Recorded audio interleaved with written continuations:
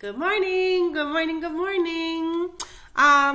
We are starting our 5th poetry type today, and I'm really excited because Miss Cassie is actually going to join us, and she is going to teach us about hidden poems, which I think is one of her favorite types of poems. It's a really fun little thing that she likes to do a lot on her own, so she's going to come share it with us. So let's have a little peek through this PowerPoint before she gets here, because I have a few things that I would like to review with you. So, sorry, let me just sneak that to the side. Okay, so first, a quick little review. In our alliteration poems, we've just learned how to create a certain mood, right? That's what our alliteration poems were all about, trying to create a certain mood with our writing. And remember, the mood is how a piece of writing makes the reader feel. And that's an easy one for me to remember because I think, oh, well, what's my mood like, right? What do I feel like? What's my mood like? So that's what mood is when we're talking about writing as well. The mood is the way the reader feels. So some examples of moods are things like calm, relaxed, scared, nervous, amused, sad. You could be sad. Okay, those are all examples of moods, the ways that a reader will feel when they're reading a piece of text, literature, a story, a poem, whatever. Okay, sorry I have to keep switching this around, but I have to. So, very importanto, many of you did not complete a paragraph explaining what mood you were trying to create with your alliteration poems. So I got all of your poems and I was reading them and I was chuckling and I thought, oh wow, what an incredible mood this poem is creating. And then when I scrolled down to find your paragraph, it wasn't there. So that's the first thing I need you to do. If you did not write a paragraph explaining what type of mood you were trying to make with your alliteration poem, you need to go back and do that first. And one quick thing to mention to everybody is that if you came to the Zoom meeting, which you all should, you will remember, even it was in the PowerPoint, so either way, your poem should have the same alliteration sound throughout. So I still received a few poems that had, like one line was using the L sound, but then the next line was focusing on the M sound, and the next line was focusing on the P sound. No. Your entire poem, all of the lines of your poem should be working on using one example of alliteration, one kind of sound, okay? So if you're one of those people, I've left you a little note. Please go fix your poem. And if you are one of the people who did not even write a paragraph, that's your first job for today. Please go do that, okay? Now, I didn't want any of you to not know, and so I made this slide for you. If you're one of these people, you owe me a paragraph. Natalie, Jimmy, Yusuf, Omer, MJ, Kareem, Maria, Zina, Abdul, and Noor-el-Deen, you all owe me a paragraph because you may have just forgotten. I'm going to say you did, no worries. And I do want you to remember, even though I am publicly pointing out that you didn't do your paragraph, because it's the quickest way for me to, look at this. I shaped all of your names into a heart because I want you to know I still love you, even if you didn't write me your paragraph. But go do that now, and then come back to this after, okay? Okay, everybody else, let's move on. So the next thing to talk about is how we created that mood. Just as a review, how did we create that mood? So remember, the mood in a piece of writing can be created by the setting, the choice of words that the author makes. So a great example that I just keep going back to because I loved it was Tamar's example, where she wanted to create a really soothing, calming kind of mood in her reader. So she chose a setting like that. It was a quiet pond. And then she was talking about a snake. And we said, wow, it doesn't really fit with the mood, right? And so she changed it to be a swan. That's the kind of thing that I mean for your word choice. And it can get even more specific after. Anyways, to continue on, imagery is a great way to create mood. So we talked about that a little bit with our haiku poem, right? We're feeling the cold breeze of the autumn air, which is contrasted with all of the warm sorts of garments, the sweaters and scarves. It creates a mood of sort of coziness, a feeling of being cozy. The final way that you can create mood is to have that repetition of those alliterative sounds. So the sh sound over and over again, right? Or the s sound, like slimy snake slither sneakily through, I don't know, I'm trying to think of one more S word for grass. Silky grass. Okay, they all have that same sort of sneaky feeling, and it makes you potentially feel kind of scared or nervous or something like that.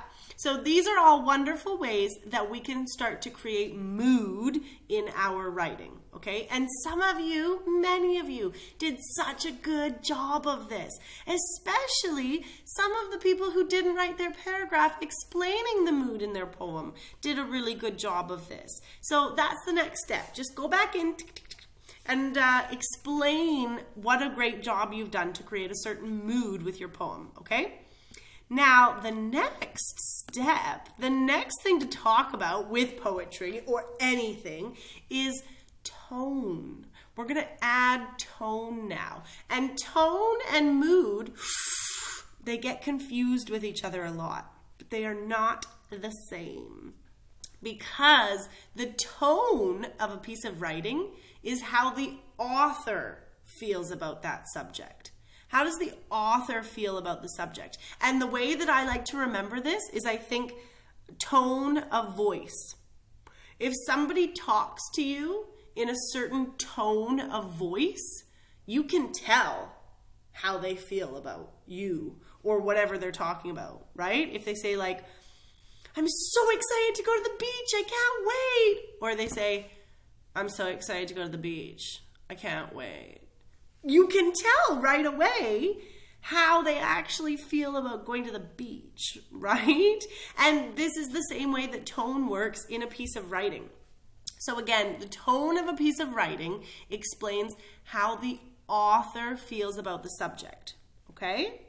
And it can influence the mood still, because if somebody talks to you in a certain tone of voice, it can often make you feel a certain way, right? So they're not the same thing, but they are sort of related, which we'll talk about more soon. Don't worry. So a really good author will never tell you how they feel about the subject, but they'll leave little clues, okay? That's part of the skill. They'll drop little clues for you. So some clues include things like word choice, descriptive details, dialogue between people. Those are all really good ways to share the tone that the author is trying to get at.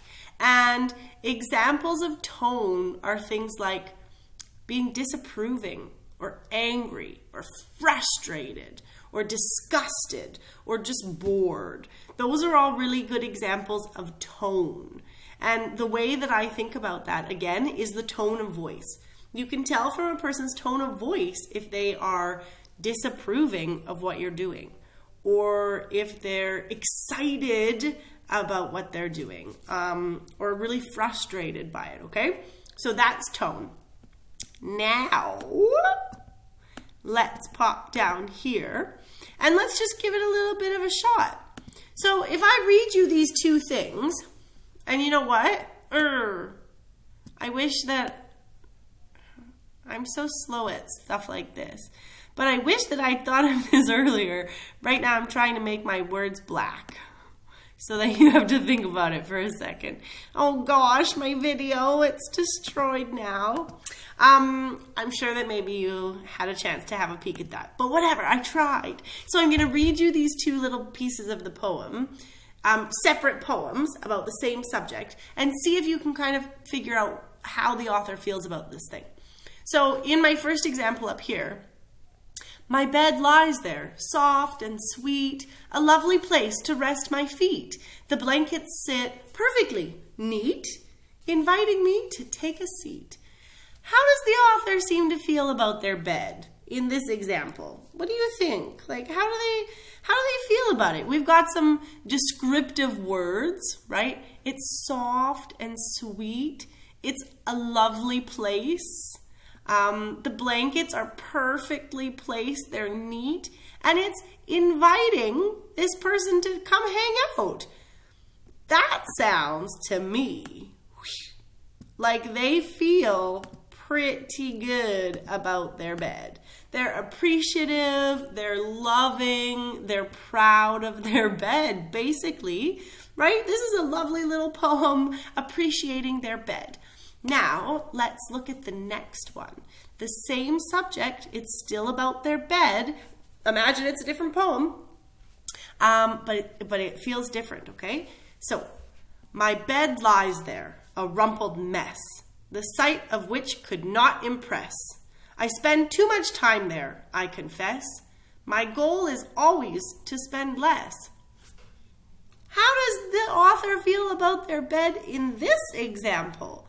It's completely different, right? They're still talking about a bed. It's the same subject, but the tone, how they feel about that bed, has totally changed.